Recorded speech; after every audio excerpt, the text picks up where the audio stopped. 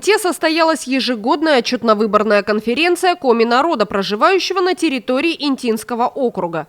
В ней приняли участие 29 избранных делегатов. Также при Полярии с рабочим визитом посетил заместитель министра национальной политики Республики Коми Станислав Бушков. В преддверии 13-го съезда Коми народа, который пройдет в июле следующего года, во всех муниципалитетах проводится большая работа. Организуются встречи с представителями межрегионального общественного движения Коми Войтер и органов исполнительной власти. Обсуждаются проблемные моменты, которые касаются разных сфер и направлений – сельского хозяйства, здравоохранения, культуры и образования. Отмечу, что межрегиональное движение Коми Войтер в межсъездовский период посвятило много времени развитию села. Были неоднократные встречи с руководством Министерства сельского хозяйства и потребительского рынка, Министерства экономического развития, промышленности и транспорта, Государственного совета Республики Коми, Торгово-промышленной палаты, итогом которых стало существенное увеличение объема финансирования отрасли сельского хозяйства, в том числе в части северного оленеводства.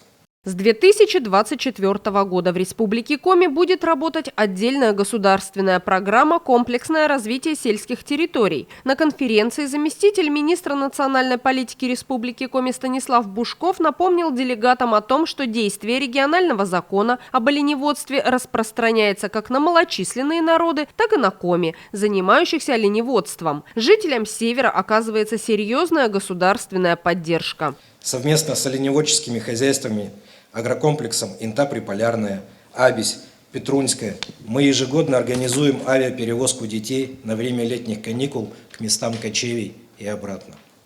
Причем необходимые объемы финансирования на сегодняшний день обеспечиваются нами в полном объеме.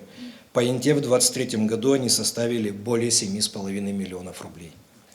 Обозначу также, что Республика Коми вошла в программу государственной поддержки традиционной хозяйственной деятельности коренных малочисленных народов Российской Федерации, осуществляемой в арктической зоне Российской Федерации. В плане мероприятий программы для республики на 2025 год предусмотрена государственная поддержка на сумму почти 124 миллиона рублей. В том числе средства федерального бюджета составят 95 миллионов рублей. Средства планируется направить на приобретение снегоходов, вездеходов, снегоболотоходов, беспилотных летательных аппаратов, квадрокоптеров и другое оборудование. Запланированный размер государственной поддержки составит 70% от стоимости технических средств. Мне приятно отметить, что в конце октября в Инте успешно прошел республиканский этнофорум «Мы, россияне», в котором приняли участие представители 12 муниципальных образований в республике. В 2024 году здесь будет реализован проект «Ме и Те, Я и Ты», предложенный учениками филиала Воркутинского горно-политехнического колледжа и ставший победителем проведенного в рамках этнофорума конкурса. За популяризацию, сохранение и укрепление коми-культуры на территории Интинского округа благодарностями Министерства национальной политики Республики Коми отмечены представители межрегионального общественного движения Коми Войтер Галина Терентьева и Ольга Круть. Депутат Госсовета Коми Александр Попов, который не смог приехать в Инту, обратился к делегатам конференции по видеосвязи. В зоне нашего внимания за прошедший период находилась ситуация с очистными в Воркуте. Могу доложить, что с лета очистные работают в штатном режиме, и сегодня жители, которые живут на берегах рек, могут не опасаться пользоваться источником рекой Уса как источником водоснабжения. Мы последовательно решаем вопросы улучшения качества связи, и сейчас в высокой степени готовности находится решение по выделению средств для организации интернета в Эцвагоме по поручению главы Республики Коми Владимира Викторовича Ульба. На следующей неделе министр образования обещает нам провести совещание по подготовке и выработке дорожной карты по школе Кружуням, по принятию решения, как и что с ней дальше делать, для того, чтобы у петрунских детей появились нормальные условия для учебы.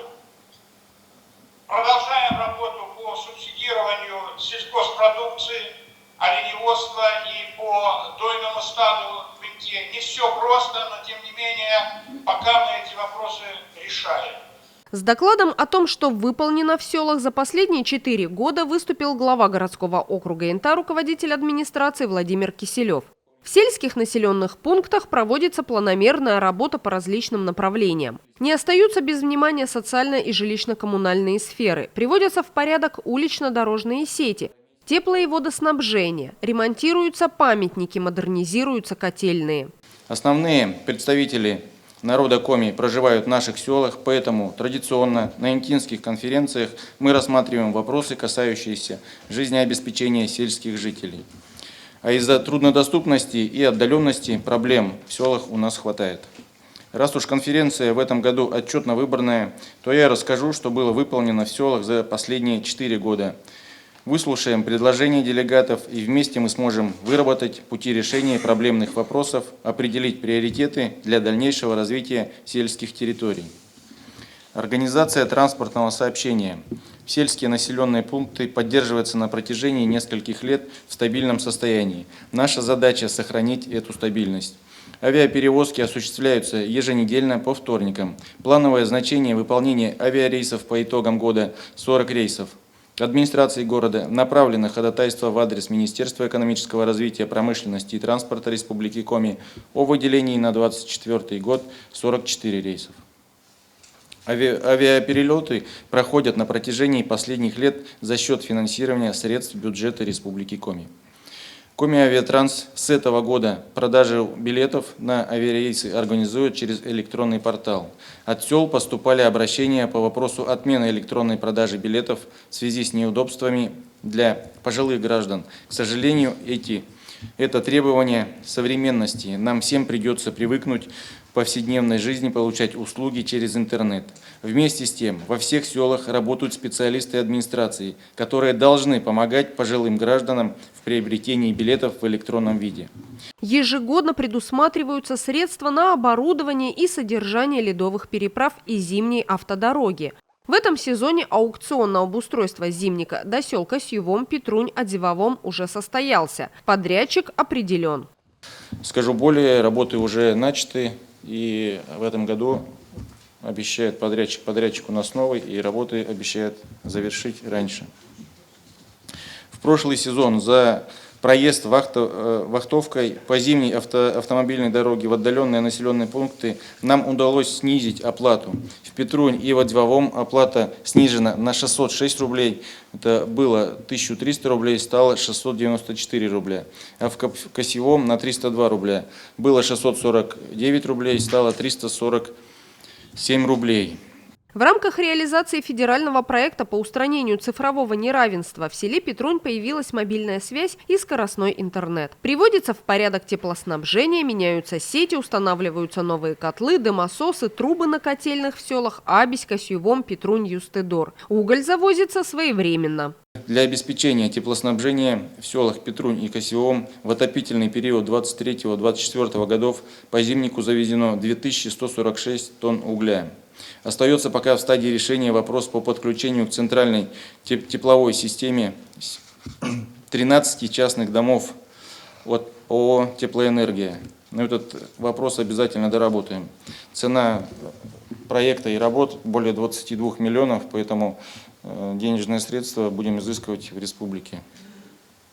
По водоснабжению сельских населенных пунктов в отчетный период также проводилась планомерная работа. В 2020 году отремонтировали павильоны артезианских скважин в деревне Ерпияк и поселке Абись в рамках народного бюджета. 2021 год выполнен ремонт артезианских скважин в селе Петрунь в рамках народного бюджета. 2022 год ремонт павильонов в селе Косьевом в рамках народного бюджета. Стоимость более 1,3 миллиона рублей. 2023 год обустроена станция водоподготовки в ПСТ Юстедор. До конца года планируется ввод ее в эксплуатацию. Цена данных работ 16,6 миллиона рублей. В 2024 году планируется обустроить станцию водоподготовки в Абизе. В своем отчете мэр НТ также уделил внимание благоустройству сел и реализации программы «Народный бюджет». Благодаря активным жителям удалось решить много проблемных вопросов и провести огромный объем ремонтных работ. По региональной программе «Модернизация первичного звена здравоохранения» в поселке Абись и селе Петрунь в 2024-2025 годах будут приобретены и смонтированы быстро возводимые модульные ФАПы. Самой острой проблемой остается нехватка кадров. Мы пришли к такому времени, что работников ФАП нет в селе Петрунь и в селе Одзивовом. Хорошо, что в селе Косьевом в этом году поехал работать фельдшер. Очень хочу попросить вас, уважаемые жители села, проводить работу со своими выпускниками школ, чтобы они, отучившись, возвращались в родное село. Вряд ли чужой человек захочет приехать на крайний север, ведь условия у нас для проживания очень суровые. Только мы сами можем решить эту проблему. Если мы хотим оставаться жить в селе, значит мы должны своих детей нацеливать учиться в медицинских вузах и потом работать в родном селе. В сельской местности Интинского округа работают две общеобразовательные организации – в селе Петрунь и поселке Абись. При каждой школе есть дошкольные группы. С 2015 года для родителей малышей снижена оплата за присмотр и уход на 50%. Для детей, проживающих в интернатах, предусмотрено бесплатное питание. Рассматриваются варианты по капитальному ремонту здания школы в селе Петрунь. Во всех интинских селах функционируют дома культуры, библиотеки и музеи, в которых также проводятся ремонтные работы. Для артистов постепенно покупаются необходимые костюмы. Творческие коллективы организуют концерты, тематические встречи, участвуют в различных фестивалях. Во всех учреждениях ведется активная работа по пропаганде коми-языка и культуры. С докладами о работе исполкома межрегионального общественного движения «Коми Войтер» и деятельности интинского представительства выступили Галина Терентьева и Ольга Круть. По ходатайству межрегионального общественного движения «Коми Войтер» глава республики утвердил своим указом новый праздник. И мы впервые в этом году, 21 мая, отметили День коми-языка и письменности. И будем ежегодно отмечать в Республике Коми в 3-е воскресенье мая. Было очень много встреч с различными министерствами. На встрече с Министерством цифрового развития, связи и массовых коммуникаций Республики Коми было много вопросов, особенно от представителей труднодоступных районов Республики Коми.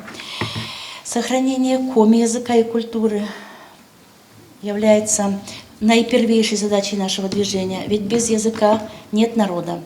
Конечно, в первую очередь это должно идти от семьи и от условий, созданных государством для детей. Интинское представительство продолжает вести основные направления деятельности. Что же удалось выполнить нам за 4 года? Ежегодно разрабатывается нами план работы общественной организации с назначением ответственных лиц из числа членов представительства. В январе месяце план утверждается на заседании представительства. Ежегодно члены представительства готовятся к конференциям Коми-народа. В этом году традиционно представительство организовало и провело собрания в сельских населенных пунктах и городе, а также активно готовилось к сегодняшней конференции Коми-народа. После проведения каждой конференции анализируются выступления делегатов, прозвучавшие на конференции, и проблемные вопросы включаются в план мероприятий по решению проблемных вопросов, критических замечаний и предложений. Регулярно члены представительства участвуют на прямых линиях, на круглых столах, организованных в общественной приемной главы Республики Коми, где обсуждается работа представительства межрегионального общественного движения «Коми Войтер».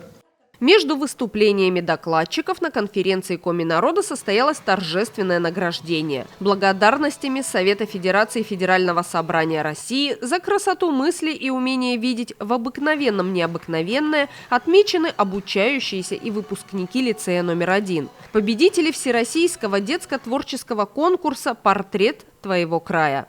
О проблемах и надеждах жителей Юстедора, Абиси, Косьювома, Одзивовома и села Петрунь рассказали делегаты сел.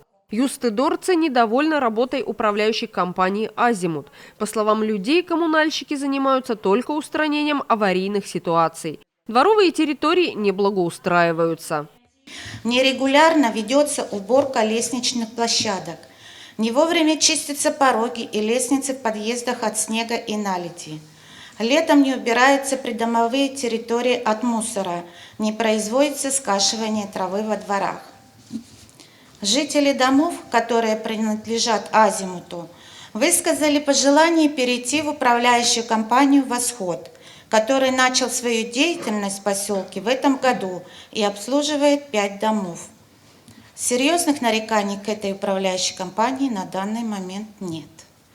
На сельском сходе также прозвучал вопрос о необходимости замены маршрутки на комфортабельный автобус. В этом малогабаритном транспорте холодный салон, мало посадочных мест. Бывают перезагруженные рейсы, что недопустимо по правилам дорожного движения.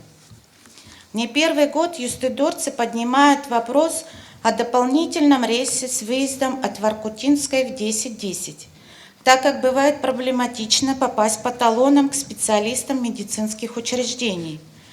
Жители поселка Юстедор до сих пор волнует судьба дойного стада агрокомплекса «Инта-Приполярная». Пользуясь случаем, хочется сегодня получить информацию о дальнейшем развитии агрокомплекса, как говорится, из первых уст. Сильная половина человечества – это мужчины нашего поселка. Высказали пожелание для проведения досуга приобрести компактный бильярдный стол. Жители Абизи сообщили о том, что недоделаны работы по капитальному ремонту систем отопления и выгребных ям возле домов номер 1 и номер 3 по улице Вокзальная. Люди замечают скопление воды возле 3-го дома. Также необходимо ремонтировать кровли в соседних домах 4-м и 5-м. Что касается уличного освещения, то работа по замене старых ламп на светодиодные лампы уже началась, но они также имеют свойство перегорать, и для этого необходимо своевременное обслуживание. В клубах деревни Абись и деревни Ерпияк в этом году заменили электропроводку. И в поселке Абись по сегодняшний день актуальной темой является также и место, где жители могли бы проводить свое свободное время для досуга. Есть клуб в деревне Абись, но он обогревается только одним обогревателем. Больше подключать нельзя, поэтому в зимний период приходится проводить в нем только активные виды досуга. Но клуб функционирует, проводятся мероприятия. Просим рассмотреть вопрос о подключении электрического отопления, чтобы зимой было комфортнее. Еще одна наболевшая проблема клуба СДК деревни Абись – это старые, давно отжившие в свое время костюмы. Посетители своими силами пытаются привести в порядок то, что имеется, но время берет свое. Просим помочь сотруднику клуба поучаствовать в грантовых конкурсах в народном бюджете, чтобы привлечь финансирование на приобретение новых костюмов. В настоящее время в деревне Абись отсутствует фельдшер, практически все население – пенсионеры. Некоторые нуждаются в постоянном наблюдении медицинского работника, но это невозможно. На период отсутствия дорог помощи ждать вообще неоткуда. Понимаем, что жителей в деревне проживают очень мало, но если есть возможность, обращаюсь к главному врачу Интинской ЦГБ, рассмотрите вопросы о фельдшере в деревне Абись. Что касается вопроса с мусором. Мусор вывозится из поселка Абись, но проблема в деревне Абись и в деревне Ерпияк остается. Просим обратить на это внимание. Жители упомянутых ранее деревень Абись и Ерпияк каждый день нуждаются в продуктах питания, а приобрести их можно только в поселке Абись. Магазинов в деревнях нет уже более 6 лет. Жителями этих деревень в основном являются пожилые люди, и не каждый пенсионер может позволить себе поездки за продуктами. И если зимой можно попасть в поселок, то во время распутицы такая возможность вовсе отсутствует. Адзивовомцы жалуются на отсутствие фельдшера и на плохую стационарную и сотовую связь. Сельчане обратились к Ростелекому с просьбой провести инвентаризацию линий. Во время сильного ветра связь пропадает. В настоящее время действуют оба канала связи. Напоминаем, что стационарная связь адзивовомцам необходима, так как мобильная доступна не всем. Из-за малочисленности населения наше село лишено возможности воспользоваться федеральной программой устранения цифрового неравенства, предусматривающей возможность обладать доступной качественной связью и интернетом отдаленным сельским населенным пунктам. 10 июня этого года по телеканалу «Юрган» в передаче «Будни главы» в репортаже «Новая цифровая реальность» интервью Екатерины Киселевой, начальника отдела Министерства цифрового развития связи и массовых коммуникаций Коми Республики, обрадовала сельчан обнадеживающей, замечательной, прекрасной новостью о том, что найден альтернативный вариант подключения населенного пункта Адивавом к качественным услугам связи. Подключение через поселок Харута Ненецкого автономного округа. Хотелось бы верить, что это не просто слова, а реальные действия нашего руководства республики, и до нас дойдет высокоскоростной интернет. И, следовательно, у жителей села возникает вопрос о сроках реализации нестандартного технологического решения строительства связи. В последнее время зачастую из-за изношенности и отсутствия обслуживания оборудования малой базовой станции, спутниковой связи оператора МТС, население ограничено в возможности доступно воспользоваться жизненно необходимыми услугами онлайн-сервисов, например, госуслугами. С вышеуказанной проблемой со связью тесно связано и приобретение, покупка электронных билетов на рейсовый вертолет на сайте АО «Коми Авиатранс». Это вновь введенное новшество поставило в неравное положение адивавомцев по отношению с жителями соседних сел Петрунь и Касьювом, в которых имеется качественный интернет. Прежде АО «Коми Авиатранс» следовало бы навести справки об уровне оснащенности доступной и качественной цифровизации труднодоступных сел Интинского округа, в которые выполняются пассажирские рейсы данного предприятия. Из-за проблемы в доступности выхода в интернет жители Адивавома лишены возможности купить онлайн-билеты. От жителей села Касьювом на коми-конференции выступила делегат села Ольга Мельник. В этом году, благодаря реализации программы «Народный бюджет» и дополнительно выделенным средствам из городского бюджета в Касьювоме, Кочмесе и деревне Ягьёль установлены светодиодные лампы уличного освещения. Люди довольны. Ежегодно проводится ямочный ремонт. На ФАПе работает медсестра, которая оказывает помощь всем, кто в ней нуждается. Но есть наболевшие проблемы, которые невозможно решить на месте. У дома номер 1 уже много лет осыпается кладка. Со второго этажа падают кирпичи, что опасно для прохожих. Разрушается стена здания, требует ремонта кровля. 10 лет не решается вопрос. Экскурсии к дому проводятся несколько раз в год. С сектором по работе с территориями вопрос поднимается регулярно. Последнее обращение от 15 июня текущего года. Капитальный ремонт дома запланирован на 2038 год. Просим МКУ, УЖКХ, администрацию МОГУ-ИНТА содействовать ускорению сроков ремонта кровли и несущей стены дома номер 1. Прогнил фундамент дома номер 2. В районе квартиры номер 7 частичный ремонт цоколя из подручных материалов был проведен рабочим по комплексному обслуживанию года 1,5 назад, но требуется капитальный ремонт фундамента и нижних венцов дома. В многострадальном доме номер 3 в этом году проведен капитальный ремонт с большими недочетами. До конца октября не было регулярной подачи тепла, горячей воды в квартиры. До сих пор в доме происходят мелкие аварии в связи с некачественным ремонтом инженерных сетей. Ни разу не было ремонта в первом подъезде дома номер 3 с момента сдачи его в эксплуатацию в 1995 году. Жители Касьювома пользуются водой для питья и бытовых целей из скважины. В 2022 году утеплены и облагорожены 3 строения скважины в рамках народного бюджета. Но вода ржавая, качество ее сомнительное. Требуется проверка качества воды и промывка скважины в летний период. Обращаемся к ООО «Акваград» за помощью в решении этого вопроса. В селе Петрунь и рядом расположенной деревне Роговая зарегистрировано 170 хозяйств. Это порядка 440 человек. По факту проживает примерно 350, из них 65 дети. Работают магазины, школа, садик, клуб, библиотека, почта, котельная, пожарная часть, узел связи. Несмотря на отдаленность от города, в селе Петрунь реализуются различные проекты. Довольно много вопросов решено. Выполнена работ во благо сельчан последние несколько лет, которые поднимались на предыдущих конференциях Коми народа и были услышаны. Это и замена котлов котельной, которые отапливают все социальные объекты, а теперь еще некоторые частные жилые дома. Установка новой дымовой трубы, ремонт кровли, строительство деревянных тротуаров 800 квадратных метров. Процентов на 70 реорганизовано уличное освещение. Заменены традиционные светильники на светодиодные, более яркие, экономичные и долговечные. В сентябре 2021 года в село Петрунь по заказу Ростелекома подведен стекловолоконный кабель и подключен интернет в социальных объектах. А в марте 2023 года в селе появилась долгожданная мобильная связь и мобильный интернет для всех жителей.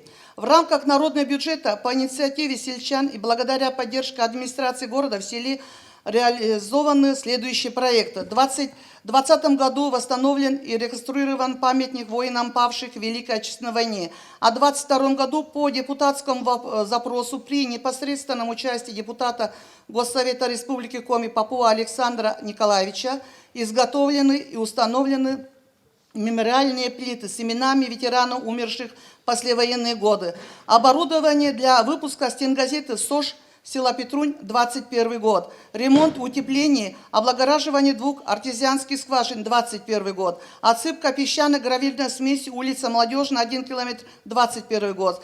Привезли, установили силами местных жителей плоскостную тренажерную площадку, 21 год. Детскую спортивно-игровую площадку от 4 лет и старше, 22 год. Замена старых ветхих деревянных окон, библиотеки и СДК на современные пластиковые, 23 год. В плане работ по народному бюджету в 2023 году было строительство нового деревянного тротуара по всей протяженности улицы Центральная 600 метров и завершение тротуара по улице Приполярная 200 метров, но мешались форс-мажорные обстоятельства. Надеемся, что в предстоящем году проект будет выполнен. Делегат села Петрунь Наталья Атимасова рассказала и о проблемах. Уже 1,5 года в селе нет медицинского работника. Об этом сообщалось на предыдущих конференциях Коми народа. Люди обращались в прокуратуру, но вопрос так и не решен. В селе практически 2/3 населения – это пожилые люди и дети. Уже много лет не решается вопрос со строительством ФАПа, школы-интерната, садика, помещения для музея, здания для ожидания рейса пассажирами на вертолетной площадке. Надо сказать, что в школе учится 38 детей, в саде ходит 15 ребятишек. Эта цифра последние годы не уменьшается, а есть уже предпосылки к увеличению последующим. Собрание жителей села Петрунь просит внести в протокол конференции Коми народа следующие предложения. Сооружение помещений для пассажиров на вертолетной площадке, решение вопроса с медицинским работником населения села Петрунь и деревня Роговая, напомнить уважаемой конференции о продвижении темы строительства нового ФАПа и школы-интерната в села Петрунь. Изыскание нового помещения под музей. В завершение хочу сказать, что наши обращения не остались без внимания. Ведь не так уж много сел и деревень с коренным коми-населением, имеющим в своем активе сельхозпредприятия, содержащие крупный рогатый скот, оленей и выпекающие хлеб для населения, осталось возле северных городов республики. И закончу традиционно, наше село живет и будет жить. По итогам конференции составлен проект резолюции, в который вошли все высказанные критические замечания и предложения. Ряду служб и ведомств даны рекомендации по решению насущных вопросов, связанных с жизнедеятельностью сел. В завершении конференции Коми народа состоялась торжественная церемония награждения. За активное участие в жизни Коми народа, сохранение национальной культуры, самым трудолюбивым жителям сельских населенных пунктов были вручены благодарственные письма городской администрации и межрегионального общественного движения Коми Войтер. Также представителям сел были переданы небольшие подарки к Новому году.